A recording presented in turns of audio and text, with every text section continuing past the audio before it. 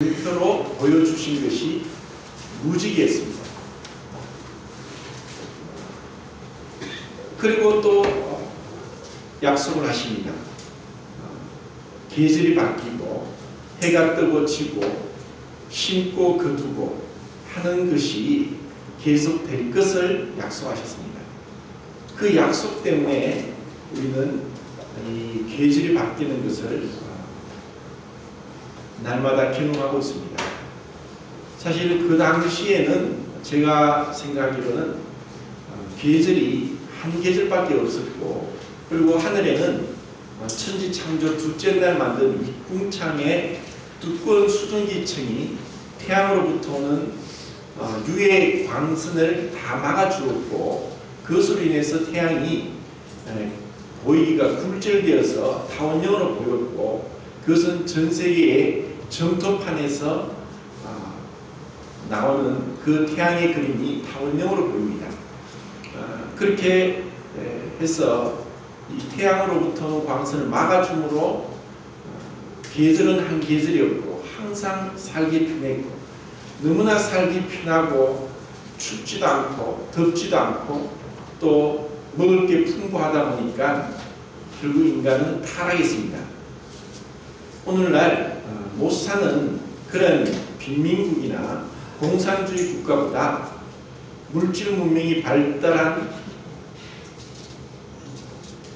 자본주의 국가에서 그 타락은 말도 못할 정도로 타락이 심각합니다. 이렇게 해가 바뀌면서 우리는 무심코 받아들일지 모르지만 우리가 노아 홍수 때보다 더 의롭고 더 온전하다고 해서 했기 때문에 심판이 내리지 않는 것이 아닙니다. 오늘 이제 누가복음을 교시하겠는데, 프랑스의 그 기독교 회의론자인 어니스트 린넨이라는 사람이 기독교를 부정하고 기독교에 늘 비판을 하는 사람이었는데, 그 사람이 누가복음을 향하여서 한 말이 있습니다. 이 세상에서 가장 아름다운 책이다. 그것은 참 아이러니컬합니다. 어떻게 기독교를 부정하는 사람이 누가복음을 그렇게 얘기할 수 있느냐. 이 누가복음은 신약성경 27권 중에서 유일하게 이방인이 기록한 책입니다. 그리고 그 누가복음을 기록한 누가는 골로새서에 보면은 사랑받는 의사 누가라고 얘기를 합니다. 그는 직업이 의사였던 것 같고, 그리고 사도행전을 기록했는데 디모데후서에 보면은 다 바울을 버리고 떠나가 버렸지만 누가는 그 옆에 남아 있었다고 얘기를 합니다. 누가복음과 사도행전은 신약 성경의 분량의 2분의 1을 차지합니다. 그는 의사였을 뿐 아니라 이 누가복음과 사도행전을 보면은 정말 뛰어난 역사학자라고 얘기할 수 있을 정도로 면밀한 과정을 거쳐서 또 많은 사람들에게 묻고 또 알아보고 살펴보고 하면서 이 성경을 기록했다는 것을 보게 됩니다.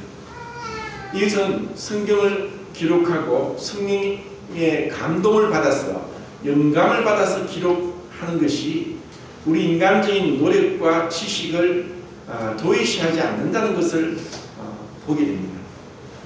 우리가 하나님 말씀에 감동을 받아 말씀을 전하고 또 교제하는 것은 그냥 가만히 있는 가운데 하나님께서 초자연적인 방법으로 신비한 방법으로 계시를 주시고 말씀을 주시는 것이 아니라 우리가 말씀을 읽고 연구하고 기도하고 또 하나님 앞에 매달릴 때 이 말씀의 비밀이 풀어진다는 것입니다. 이 누가복음은 4개의 복음서 중에서 특별하게 다른 복음서에서 없는 것을 우리에게 보여주고 있습니다. 누가는 헬라와 로마 문화의 영향을 받았고 또 그런 문화에서 높은 교육을 받았기 때문에 이 누가복음의 원문의 헬라어 문체는 굉장히 격조 높은 그런 헬라어 문장을 구사하고 있다는 것이고, 그리고 다른 복음서에서 없는, 다른 신약 성경에 없는 많은 단어들이 나옵니다. 의의력이나 문장력이나 그리고 전개하는 방식에 있어서 참으로 뛰어난 그러한 모습을 보이려고, 이러한 것으로 인해서 기독교에 대한 회의를 가진 자들도 이런 역사적인, 객관적이고 또 그 조사한 것에 대한 그런 노력을 생각해서 높이 평가했지 않나 이런 생각합니다. 누가복음에는 몇 가지 특징만 제가 말씀을 드리고 교절하겠습니다.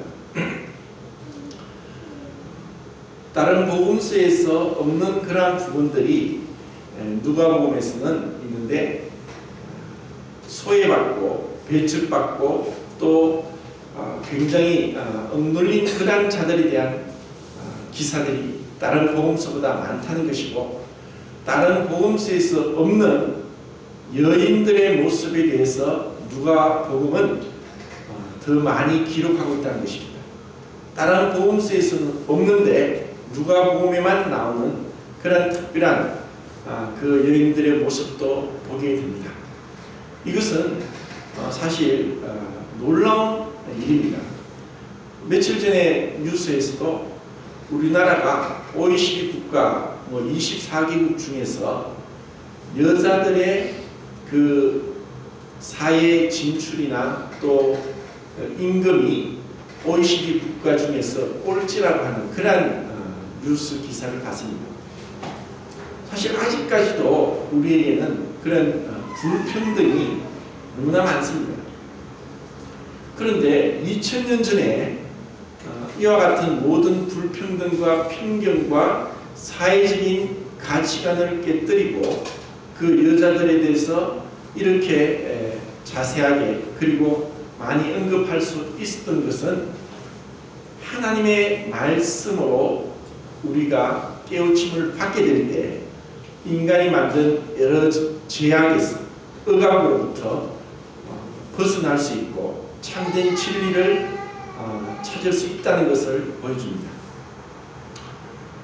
또한 누가복음에서는 다른 복음서에서 보다도 예수님의 완전한 사람 되심에 대해서 누가는 기록하고 있습니다.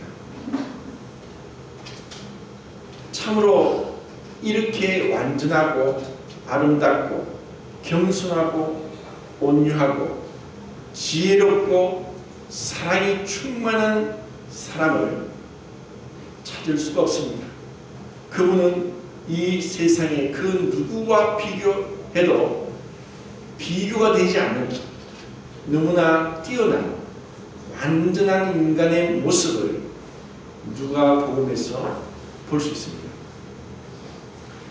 그리고 다른 복음서와 비교해서 동일한 사건인데도 불구하고 누가복음에서 더 첨가해서 기록하고 있는 말씀들이 있는데, 그것은 예수님의 기도하시는 그 모습과 그리고 성령의 충만하심을 입어서 이러한 표현들은 동일한 사건인데도 누가복음에는 그것이 주님의 기도하시는 것과 성령의 충만하심을 언급하고 있지만 다른 복음에는 그런 말씀이 빠져 있습니다. 이것을 볼 때 우리 사람들에게 정말 필요하고 그리고 예수님처럼 온전하고 완전한 그런 사람의 모습은 기도와 성령 충만인 것을 우리는 알게 됩니다. 아니 그런 얘기를 합니다. 기도는 보이지 않는 하나님을 붙잡는 손이다. 그것은 자기 자신을 부인하는 것이고, 그리고 육체를 극복하고 육체의 정욕을 이길 수 있는 힘을 주는 것은 그 기도입니다. 그 기도는 단순히 내가 원하는 것을 얻기 위해서 기도하는 것이 아니라 내 뜻을 하나님께 굴복시키기 위한 것이 기도의 참된 의미입니다. 그것을 주님은 겟세마네 동산에서 아버지께서는 모든 것이 가능하시기에 이 잔을 내게서 떠나게 해주십시오 하고 세 번이나 기도하십니다. 그리고 주님은 내 뜻대로 마옵시고 아버지 뜻대로 하옵소서. 완전히 그 자신의 뜻을 아버지께 굴복시키는 것이 참된 그 기도고 사랑이고 연합이라는 것을 보여줍니다. 그에 반해서 죄는 자기 의지요, 자기 고집이요, 자기 생각의 결과로 나타난 것은 바로 죄입니다. 그것은 우리에게 하나님이 부여하신 자유의지로서 하나님을 거부할 수도 있도록 하는 그 자유의지를 주신 그 하나님을 우리는 너무나 쉽게 배반했고 떠나버렸고 우습게 여겼고 경멸했고 그 말씀을 멸시했습니다.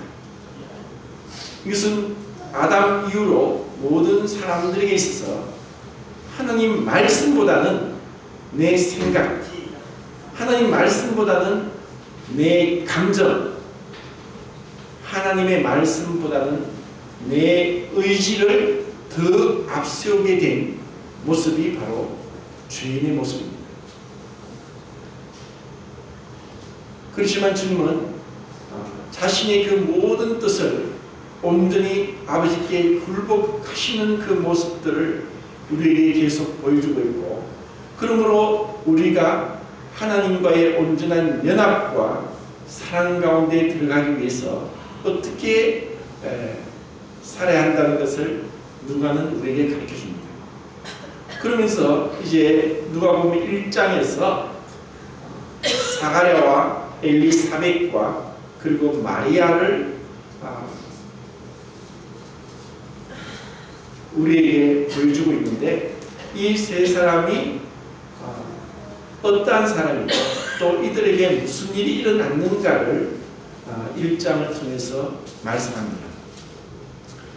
다른 복음서에서는 이러한 세례 요한의 출생에 대해서, 그리고 마리아를 통해서 예수님이 어떻게 나실 것에 대한 자세한 기록을 누가보다는 덜 상세하게 기록하고 있지만, 누가는 유대인이 아니면서도, 그리고 그것을 실질적으로 목격하지 않았지만 너무나 뛰어난 역사학자로서 그 모든 것을 자세히 살펴보고 근원부터 알아보고 이 복음서를 기록했다는 것입니다.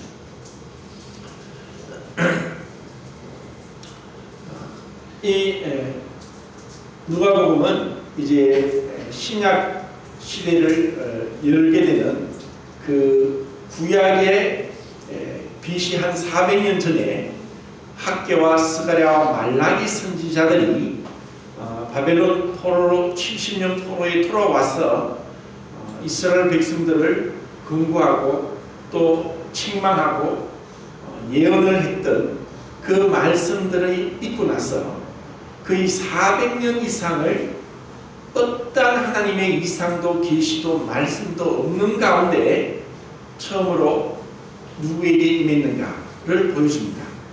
그것은 바로 사가랴와 엘리사벳이라고 하는 제사장 부부에게 의심했습니다. 그들의 나이는 기록되어 있지 않지만 그들은 나이가 너무 많이 찼음에도 불구하고 자식이 없었고, 그 자식이 없음으로 인해서 늘 하나님께 간구하고 있었고 그 기도를 포기하지 않고 있었던 것을 보게 됩니다. 사가랴와 엘리사벳은 의로운 자다, 또 흠이 없는 자다라고 말씀하고 있는데, 이것은 그들이 죄가 없다는 뜻이 아니라 영적인 의미에 있어서 그들은 제사장으로서, 그리고 마치 욥이 그의 10 자녀들이 마음으로라도 범죄했을까 해서 번제를 드린 것 같이 그 마음에 어떠한 죄가 생각나고 깨달아졌다면은 하나님 앞에 제사를 드리면서 속죄를 받았다는 의미고, 또 도덕적인 의미에서 그들은 순결하고 또 이 세상에 때묻지 않은 그러한 자라는 의미로 말씀을 했습니다. 역대상에 보면은 다윗 때 이 제사장을 24반열로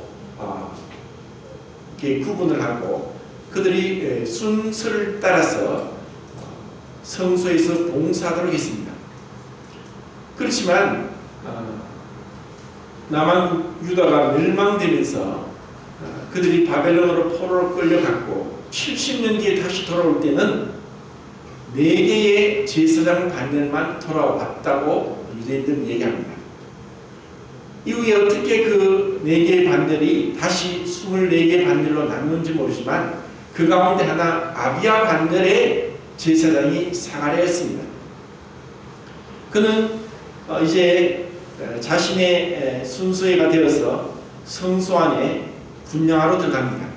제사장은 금향단에서 분향을 하고 황금 등대에다가 불을 켜고 떡상에 떡을 일주일에 한 번씩 갈아 넣는 그 일이 제사장의 임무였고, 또 유대인들의 전쟁에 의하면은 그런 24반열 중에 한 사람으로서 그 제비를 뽑아서 또 그 아비야 반열 중에서도 들어갈 수 있는 그 기회가 일생에 한 번 있을까 말까 할 정도로 쉽지 않았다고 얘기를 합니다. 그런데 그 사가랴가 그렇게 해서 성소에 들어갔을 때 너무나 기이하고 놀라운 광경을 목격하게 됩니다. 그 성소 안에 천사가 가브리엘 천사가 있는 것을 보게 됩니다. 우리는 이 복음서의 그러한 내용들을 보면서 우리 눈에 보이지 않고 볼 수 없고 내가 보지 않았다고 해서 믿지 않고 외면하고 또 무관심하게 생각한다면 큰 오산입니다. 하나님은 이 세상을 창조하시고 눈에 보이는 것과 보이지 않는 것들을 창조하셨고, 또 우리가 볼 수도 없는 만만천천인 천사들을 창조하셨습니다. 그 천사들을 다 각각 다르게 모양과 능력과 이런 다르게 창조를 하셨는데, 그 중에서 가브리엘은 하나님의 소식을 전하는 메신저로의 천사장이었지 않나 얘기를 합니다. 외경이 우리가 보지 않는 외경, 가톨릭에서 보는 외경 에녹스에 보면은 가브리엘, 미가엘, 또 루시엘 이런 그 천사장의 이름이 나옵니다. 라파엘, 이렇게 4 천사장의 이름이 나오는데 그 중에 한 천사장이 가브리엘이었습니다. 다니엘에게도 나타나서 다니엘에게 환상을 주고 앞으로 될 미래의 일들을 계시했던 그 가브리엘 천사가 사가랴에게 나타나서 자식을 낳을 것에 대해서 얘기했지만 사가랴는 믿지 않았습니다. 불가능하다고 생각했습니다. 그 벌로 인해서 그는 덩어리가 되어서 성소에서 나오게 됩니다.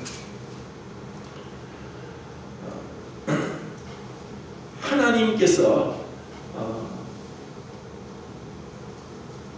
우리에게 역사하실 때는 너무나 자연적인 방법으로 우리가 이해하기 쉽게도 말씀하시지만 이 모든 자연의 법칙을 초월하고 우리가 인간적인 이성으로 이해할 수 없는 가운데서도 말씀하시는 그런 무한한 전능하신 하나님인 것을 보게 됩니다.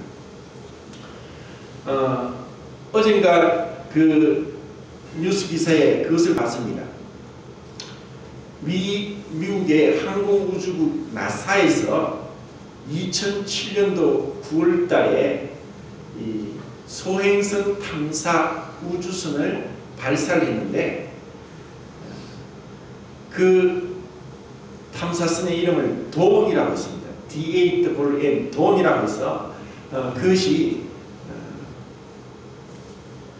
지금 그 화성과 목성 사이에 있는 수많은 소행성들 중에서 가장 큰 소행성, 외행성이라고 하는 세레스의 궤도에 진입했다는 기사를 봤습니다.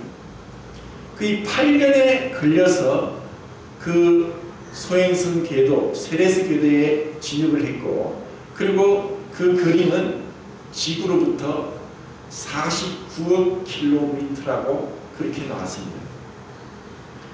지난번에 제가 그 태양계의 카이프 벨트와 오르트 성운에 대해서 말씀을 드렸는데, 우리가 살고 있는 태양계의 크기와 그 영향도 우리는 절대로 알 수 없을 것입니다. 그렇다면 이 태양계가 속해 있는 우리의 은하계, 그리고 이 은하계와 같은 수천억 개의 은하계들을 우리가 어찌 알겠습니까? 이것은 우리의 상상을 초월합니다.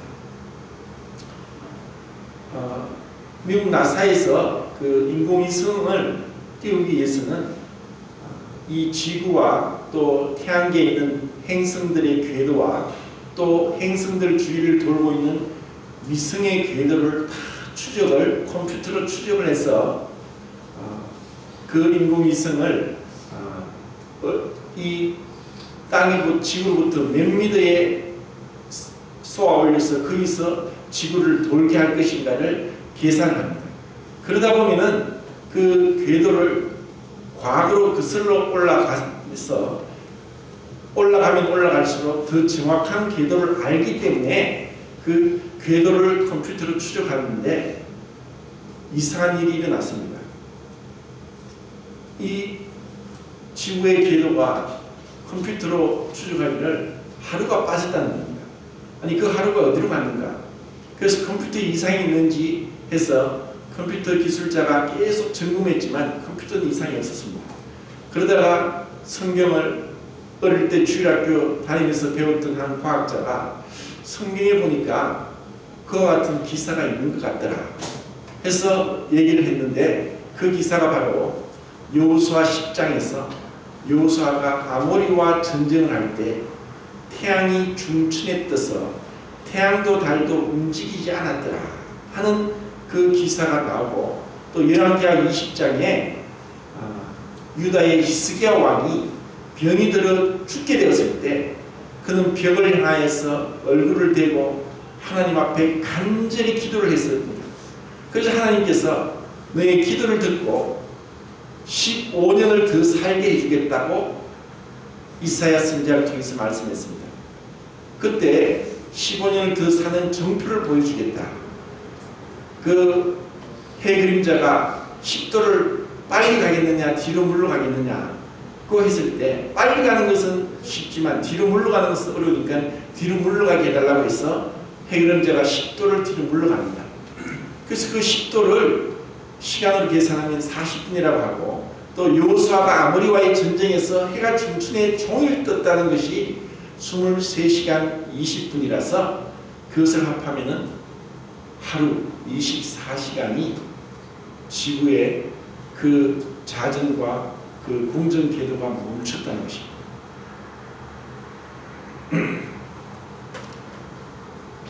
지구의 자전 속도는 시속 1600km입니다. 그리고 태양 주위를 공전하는 속도는 시속 11만 km입니다. 인간이 만든 비행기는 여객기는 보통 한 1000km, 시속 1000km 정도로 달리고, 또 사람이 만든 자동차 중에서 페라리나 람보르기니나 맥라렌 같은 그런 자동차는 거의 한 시속 350km 정도는 달립니다. 그런데 그것은 연료가 없으면 달리지 못합니다. 그 속도와 지구의 자전과 공전의 속도는 비교가 되지 않습니다. 우리는 하나님을 생각할 때 우리의 생각에 이성에 제한을 시키고 하나님을 생각합니다. 지금 사가랴와 엘리사벳에게 나타난 가브리엘의 메시지는 이미 구약성경 이사야와 BC 750년 당시 이사야 선지자를 통해서 예언되었고, 그리고 BC 한 400년에 말라기 선지자를 통해서 주님 앞서 사자를 보낼 것에 대해서 예언을 했는데, 그 예언이 이제 정확하게 사가랴와 엘리사벳을 통해서 이루어지는 그 장면을 봅니다. 그런데 그 사가랴는 이미 자기 나이와 엘리사벳의 나이를 생각했을 때 더 이상 자녀는 불가능하다고 생각했습니다. 하나님의 말씀은 너무나 놀랍고 하나님의 말씀은 넘지 못함이 없다. 할 수 있거든이 무슨 말이냐. 믿는 자에게 넘지 못할 일이 없다. 꼭 주님은 그렇게 말씀하셨습니다. 주님의 말씀이 또 얼마나 놀랍게 이루어졌는가, 그것은 마리아를 통해서 볼 수 있습니다. 그 마리아에게 또 가브리엘 천사가 나타났습니다. 그리고 너에게 아들을 낳을 것이라는 그 메시지를 전했지만, 마리아는 내가 사내를 알지 못하는데 어떻게 그런 일이 있을 수 있겠습니까? 하고 사실 불가능하다고 얘기했습니다. 그때 주의 말씀은 능치 못함이 없다.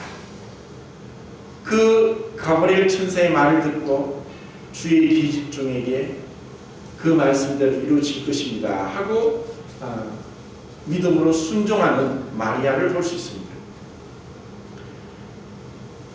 이 세 사람은 실질적으로 그 유대 나라에서는 시골 지역에서 교육도 받지 못했고 돈도 별로 없었고 명예도 없었고 별 볼 일 없는, 사람들에게 주목받지 못하는 평범할 뿐 아니라 너무나 그 천민에 속하는 것 같이 그렇게 보잘것없는 사람들이었습니다. 그런데 주님은 그러한 자들을 아시고 찾아가십니다. 그분은 우리의 외모를 보시지 않습니다. 우리의 어떠한 외형적인 인간적인 능력도 또 인간적인 그러한 어떠한 것도 보시지 않고 우리 마음의 순수함, 하나님을 향한 그 열심과 깨끗하고 거짓이 없는 마음을 주님은 보십니다. 우리의 마음은, 사람의 마음의 비밀은 너무나 깊어서 이것을 누구든 캐낼 수가 없다고 얘기를 합니다. 그렇지만 하나님은 우리 마음이 얼마나 정결하고 또 양심이 선하고 또 우리의 믿음이 거짓이 없는 것인지를 그분은 알고 계십니다. 그렇기 때문에 그분은 그렇게 순수하고 깨끗하고 그리고 하나님을 향한 열심이 있는 그들을 통해서 그분의 뜻을 이루십니다. 그러면 마리아에게 주어진 그 예수님을 잉태하고 태어나게 할 것에 대한 그 하나님의 그 계획은 어떻게 언제 그것을 말씀하십니까? 예수님을 통해서 예수님이 나실 것에 대한 예언은 구약 성경에 참으로 많습니다. 직접적인 예언이 있고 또 상징적이고 모형과 그림자로서 예수님에 대한 예언이 있는데, 제가 찾아본 걸로는 그 직접적인 예언과 모형과 상징을 다 찾아봤을 때 55가지를 찾을 수 있었습니다.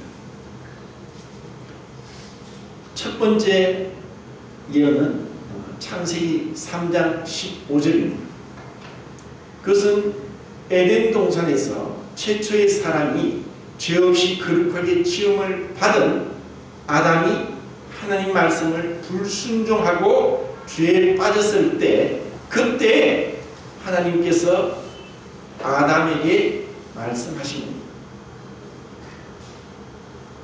뱀에게도 말씀하시면서 너가 여자와 원수가 되게 하겠다. 여자의 후손이 내 머리를 깨뜨릴 것이다.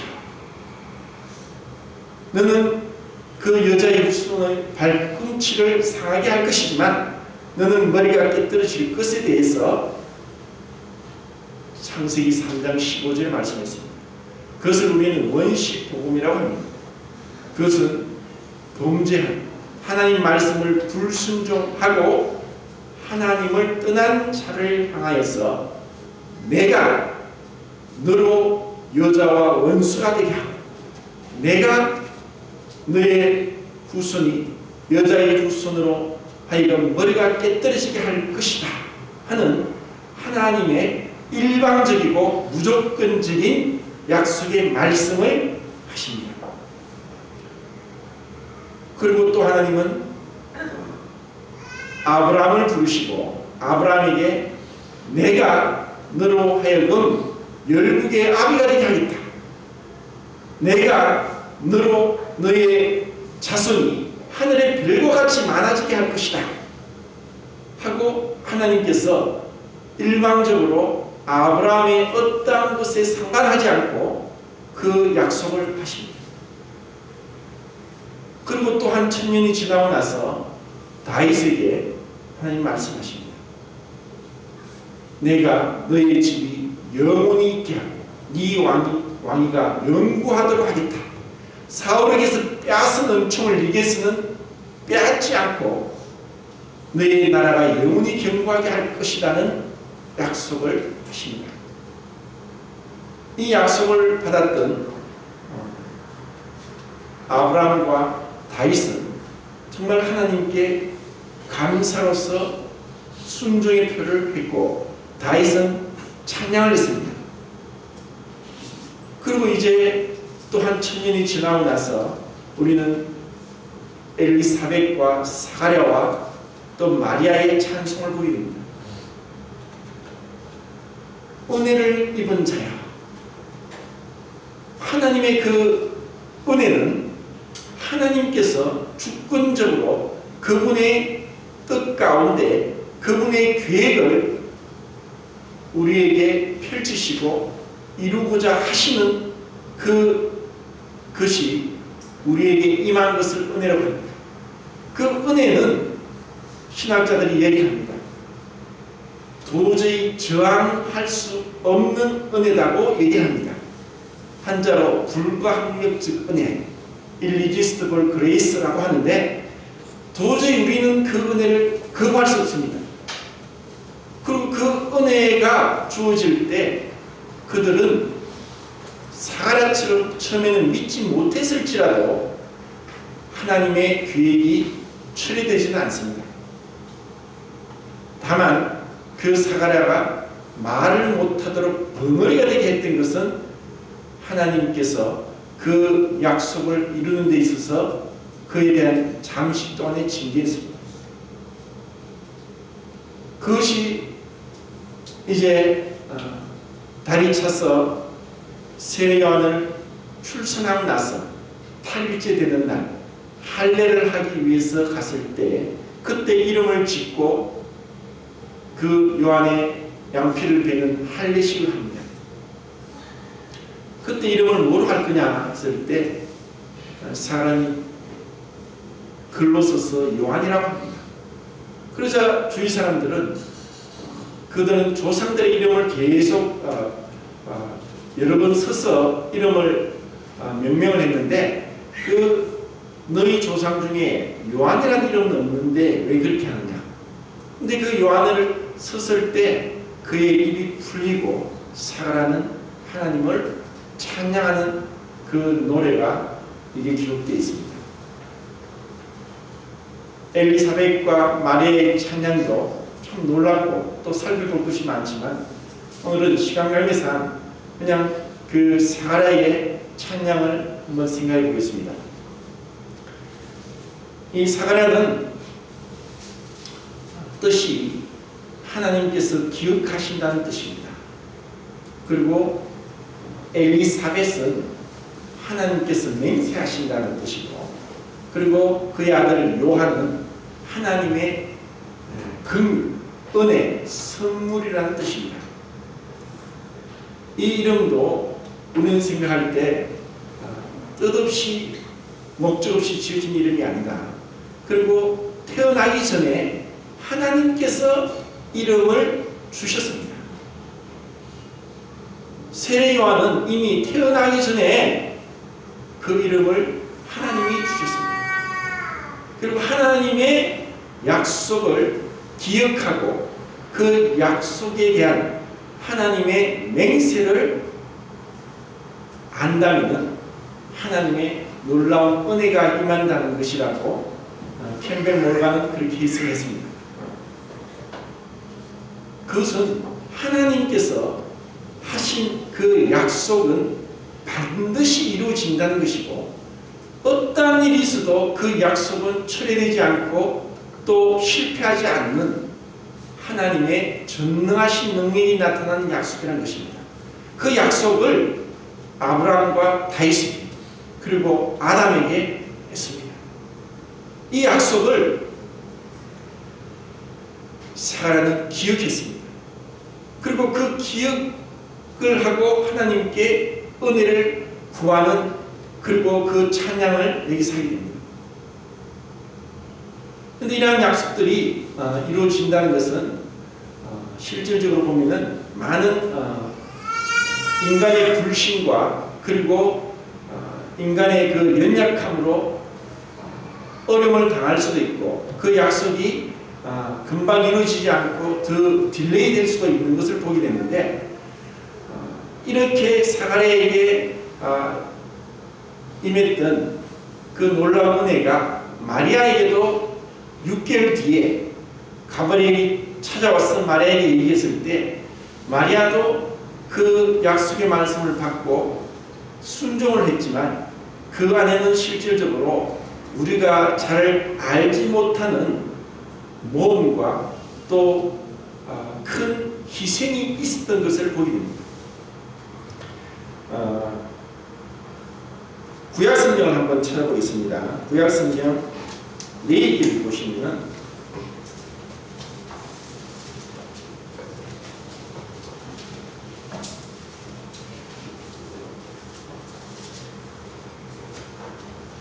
레위기 20장입니다.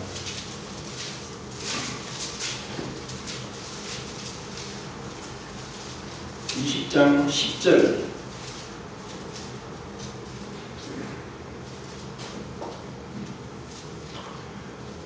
누구든지 남의 아내와 간음하는 자, 곧 그의 이웃의 아내와 간음하는 자는 그 간부와 음부를 반드시 죽일지니라. 그리고 그 뒤에 신명기 22장을 보겠습니다. 신명기 22장.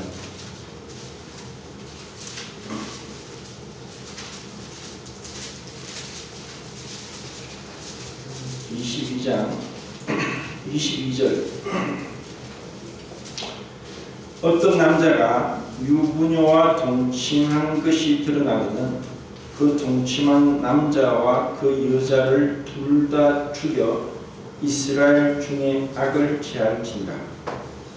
처녀인 여자가 남자와 약혼한 후에 어떤 남자가 그를 성읍 중에서 만나 동침하면 너희는 그를 둘 다 성읍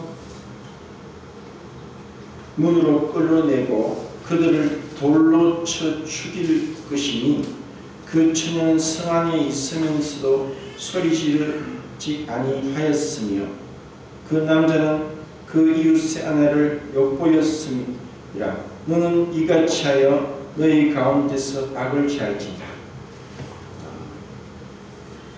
이스라엘 여인이 자녀를 생산하지 못하는 것은 큰 죄였고 수치였던 것을 구약에서 볼 수 있고, 또 약혼을 한 것은 오늘날 우리가 생각하는 결속력이 약한 그러한 약혼이 아니라, 약혼을 보통 1년을 하고 1년 뒤에는 반드시 결혼을 합니다. 근데 마리아는 요셉과 약혼을 한 상황이었고, 그 가운데 이제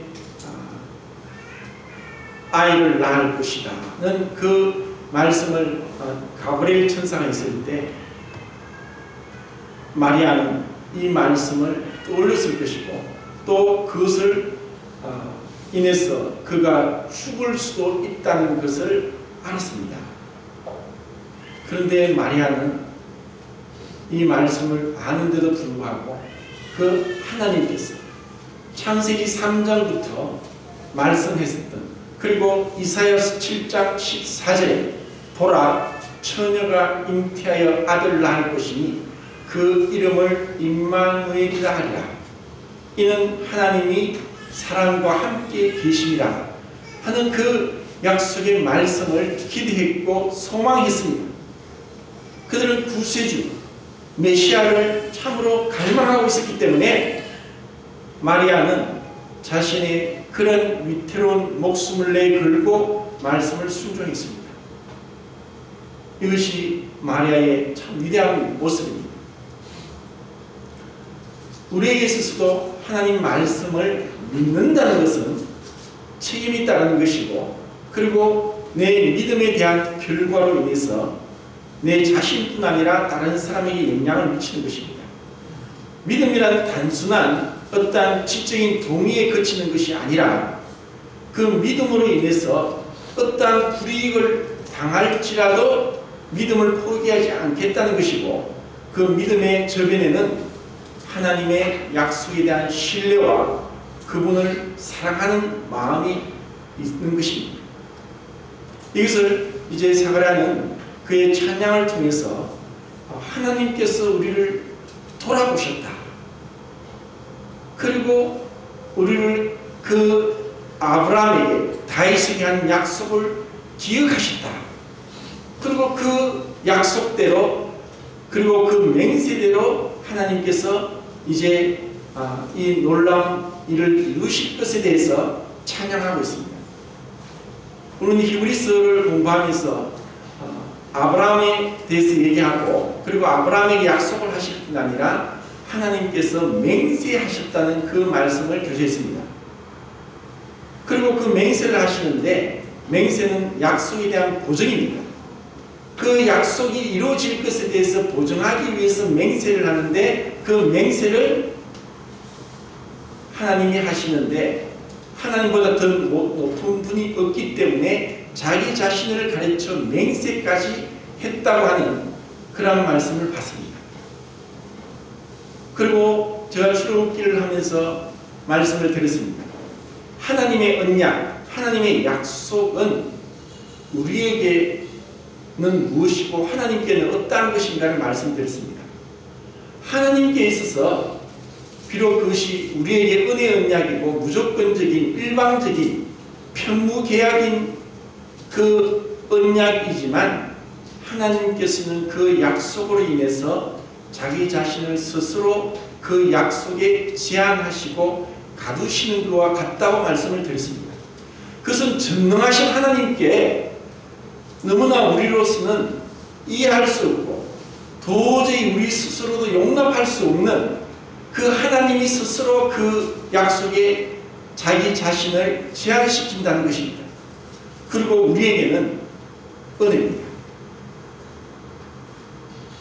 그 하나님께서 우리와 약속하셨고, 그 약속을 맹세하시고 기억하시고 지키시고 긍휼을 베푸신다는 것은 너무나 큰 은혜입니다.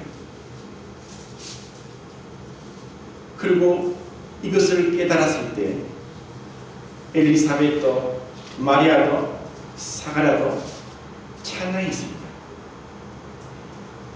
우리가 찬양하는 것은 주님을 높이는 것입니다. 세상 사람들이 노래하는 것은 자기 흥에 겨워서 자기를 자랑하고 자기 기분대로 찬양합니다.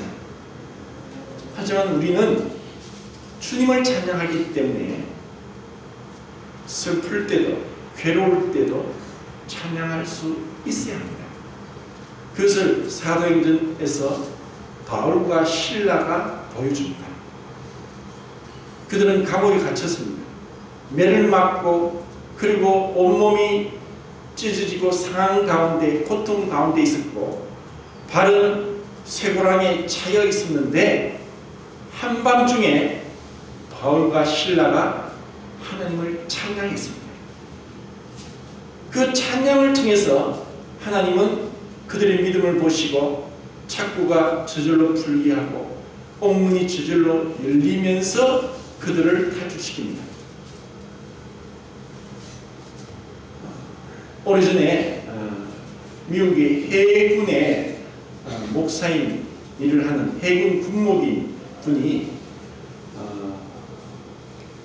지옥 생활에서 찬송 생활, 천국 생활로 하는 그 책을 썼는데 그 내용은 그분의 이름이 갑자기 기억이 나지 않는데 내용은 뭐냐, 어떠한 상황에서도 정말 눈물 나고 가슴이 미어지고 답답하고 힘든 상황에서도 감사하고 찬양하라.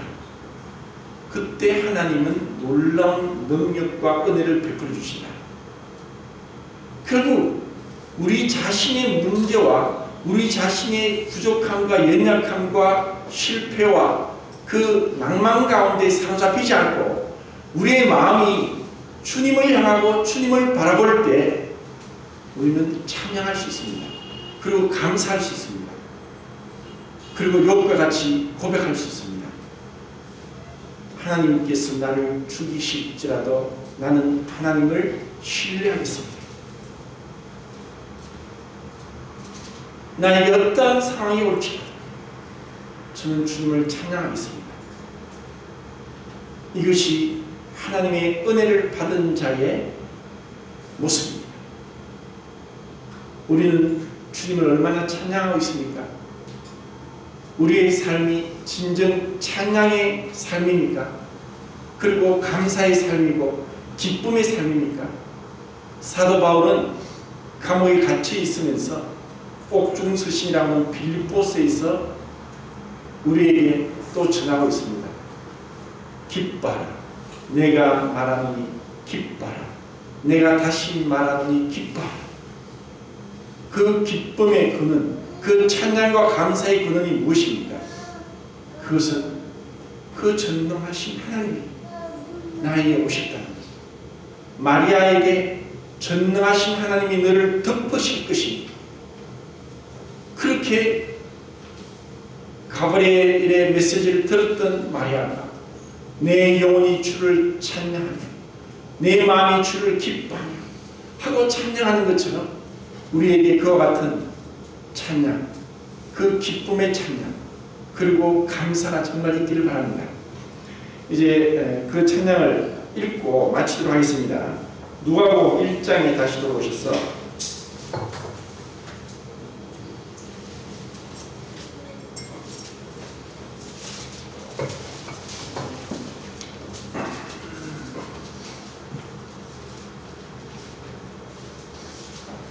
1장 1장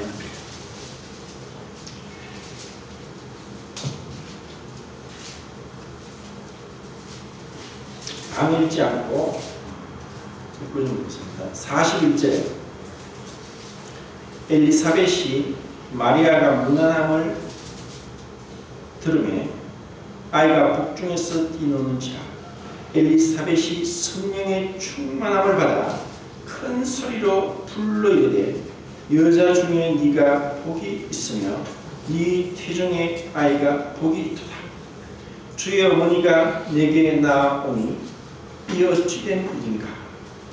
보라, 네 문안하는 소리가 네 귀에 들릴 때 아이가 내 복중에서 기쁨으로 뛰놀았도다.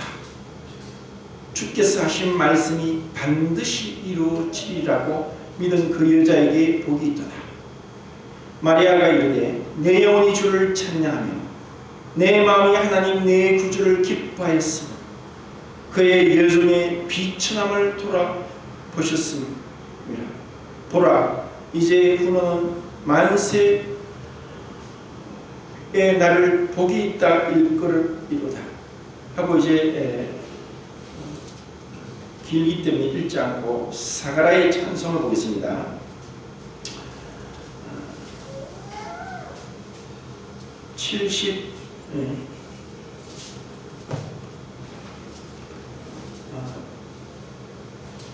67절에 그 붙인 사가랴가 성령의 충만함을 받아 예언하이르되 찬송하리로다. 주 이스라엘의 하나님이여 그 백성을 돌보사 승량하시고 우리를 위하여 구원의 뿔을 그 종 다윗의 집에 일으키셨으니 이것은 주께서 예로부터 거룩한 선지자의 입으로 말씀하신 바와 같이 우리 원수에서와 우리를 미워하는 모든 자의 손에서 구원하시는 일이라. 우리 조상을 긍휼히 여기시며 그 거룩한 언약을 기억하셨으니 곧 우리 조상 아브라함에게 하신 맹세라. 우리가 원수의 손에서 건지심을 받고 종신토록 주의 앞에서 성결과 의로 두려움 없이 섬기게 하리라 하셨도다. 자, 여기까지만 읽겠습니다. 여기서 참 놀라운 이 내용을 하나하나 살펴보더라도 얼마나 은혜롭고 그리고 참 주님께 감사가 됐는지 사가랴는 여기서 종신토록 주의 앞에서 성결과 의로 두려움이 없이 섬기게 하리라 하셨도다. 사실 그 하나님을 성결과 의로움 가운데 두려움 없이 종신토록 영원토록 섬긴다는 것은 은혜를 받은 결과입니다. 우리의 영원한 천국 삶은 그렇게 성결과 의로 두려움 없이 그 거룩하시고 전능하신 하나님을 섬길 것이고 찬양할 것이고 기쁨 가운데 감사가 넘칠 것입니다. 이것이 하나님이 우리에게 은혜를 베푸시 비천한 자를 돌아보시고 그 놀라운 하나님의 언약이 우리에게 이루어지도록 예수 그리스도를 주셨다는 것입니다. 우리는 그 안에서 너무나 가슴 벅차 도저히 우리가 말로서 노래로서 그 은혜를 다 찬송할 수 없는 그 찬송을 우리는 받게 됐습니다. 사도 바울은 에베소서에서 우리가 그 지극히 크신 은혜의 영광을 찬미하도록 우리를 부르셨다고 했습니다. 그 놀라운 하나님의 은혜, 그 약속이 우리는 이제 성경을 통해서 알게 됩니다. 그리고 우리는 훗날 천국에 가서 하나님께서 나를 어떠한 고난과 또 눈물 골짜기에서 나를 돌아보시고 구원하셨는지를 그때 온전히 알게 될 것입니다. 우리의 믿음은 사실 우리의 것이 아니라 하나님의 선물이고 하나님의 은혜의 결과입니다. 우리가 그 놀라운 은혜를 받은 자답게 이 땅에서 찬양과 기쁨과 감사 가운데 하나님께 영광을 돌리고 또 우리에게 맡겨진 삶, 주님이 우리에게 계획하신 그 뜻을 이루가기 위해서 기도와 성령의 충만함으로 하나님 옆에 나오기를 원합니다.